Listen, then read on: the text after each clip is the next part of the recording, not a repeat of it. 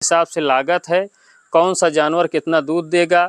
95 लोग सही हैं, लेकिन 5 लोग उसी में से दूषित मानसिकता के होते हैं। उस आदमी की सफलता के पीछे की जो उसकी कहानी है। साथियों, पशुपालन में सबसे ज़्यादा अच्छा हमको यह लगता है, जैसे एक तो घर का व्यवसाय है, घर पे अपना किए हैं, और घर पे करने पर सबसे प्लस पॉइंट ये होता है, जैसे माँ बाप, हमारे पिताजी तो नहीं है, बचपन में ही उनका स्वर्गवास हो गया था, लेकिन पिताजी का दायित्व तो हमारे नाना जी ने अच्छा खासा निभाया था। बहुत बढ़िया उनके संरक्षण में रहकर हमारी परवरिश हुई।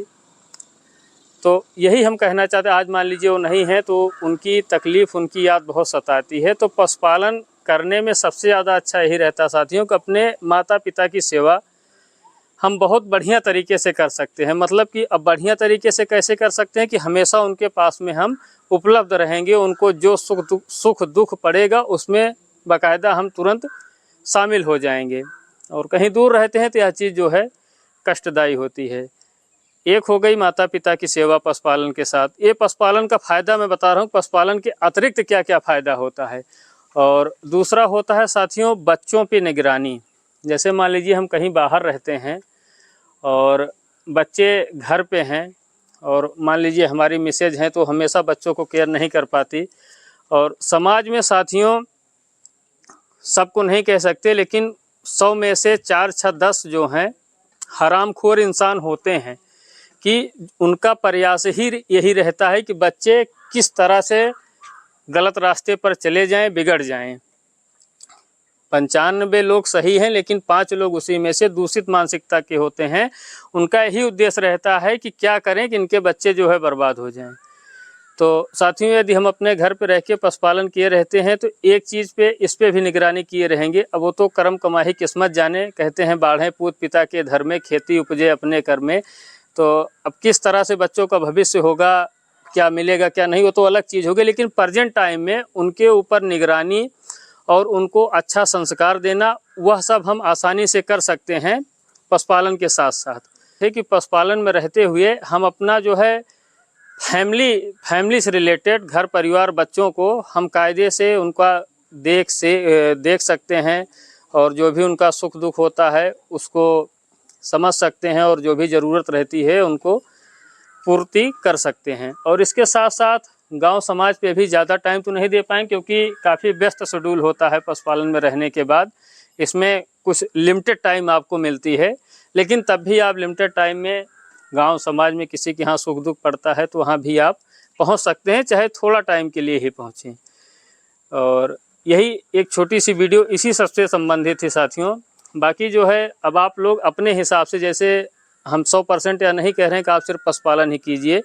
पशुपालन करने से पहले पशुपालन का जो बारीकी का सिस्टम है, किस हिसाब से इसमें मेहनत है, किस हिसाब से लागत है, कौन सा जानवर कितना दूध देगा, और किस जानवर के पीछे कितनी खर्चा आती है, कौन सा जानवर हर मौसम में आराम से सरवाइव कर जाता है, कौन सा जानवर हर मौसम कुछ मौसमों में उनको तकलीफ़ होती है। ये सब हम जो अलग अलग छोटे बड़े फार्मों पे जाते हैं और वहाँ पे जो सर लोग रहते हैं, काफ़ी वर्षों से पशुपालन किए हैं, तो उनके अनुभव के माध्यम से आप लोगों को हम देते रहते हैं। तो आप लोग, जैसे हमारा ये भी कहने का उद्देश्य है साथियों कि किसी की कमाई जैसे कोई बता रहे हैं, बाकी हम तो ये करते हैं कि किसी से भी हम किसी की कमाई नहीं पूछते हैं। यह यथार्थ है कि कभी भी किसी की यथार्थ कमाई पूछना जो है कहीं ना कहीं लीगल नहीं है। यूट्यूब भी इस चीज़ पे विरोध करता है कि यूट्यूब से आप कितना कमाते हैं उसको बिल्कुल नहीं बता सकते। तो किसी की कमाई बचत पूछना या कहीं ना कहीं थोड़ा उचित नहीं होता। कमाई हम नहीं पूछते, लेकिन आप ये मतलब किसी को देख कर कि कोई किसी का इतना हाईटेक सिस्टम बना है, उसका बहुत तगड़ा कारोबार चल रहा है, तो उस चीज़ को देखकर आप उस व्यवसाय में मत उतरिए। उस आदमी की सफलता के पीछे की जो उसकी कहानी है, जो उसकी मेहनत है, जो उसका स्ट्रगल है, उसको समझिए कि किस हिसाब से इस आदमी की दिनचर्या है, कितने घंटे की मेहनत है, कितना लागत लगाया है और किस हिसाब से बचत आ रही। मतलब किसी एक ही चीज़ को दिमाग में मत रखिए, पॉजिटिव और निगेटिव दोनों चीज़ों को दिमाग में रखकर और अपने आप को उस हिसाब से कंपेयर कर कर कि मैं मान लीजिए पशुपालन में उतर रहा हूँ तो सुबह यह यथार्थ है 5 से 6 बजे अर्ली मॉर्निंग उठना पड़ेगा, 8-9 बजे तक 10 बजे तक जो भी मेहनत होगी उतना टाइम तक करना पड़ेगा। फिर मान लीजिए दोपहर में आराम मिलेगा, दूसरे टाइम फिर इतनी मेहनत रहेगी। मतलब एकदम परफेक्ट कार्य करना पड़ेगा, उसमें कोई दो राय नहीं है मेरे दोस्तों। और नौकरी व्यवसाय में तो मान लीजिए नौकरी में तो छुट्टी मिल जाएगी, लेकिन इसमें छुट्टी नहीं है और मेहनत आपको करना पड़ेगा।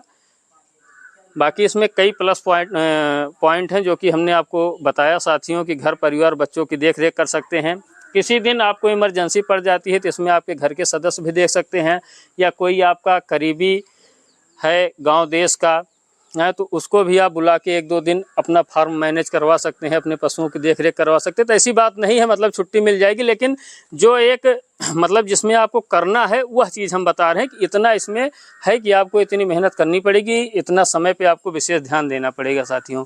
आशा करते हैं वीडियो पसंद आई होगी। एक छोटी सी वीडियो थी, इसमें कोई भूल चूक हुई होगी तो उसको आप कमेंट के माध्यम से बताइएगा। आने वाली वीडियो में हम ज़रूर सुधार करेंगे।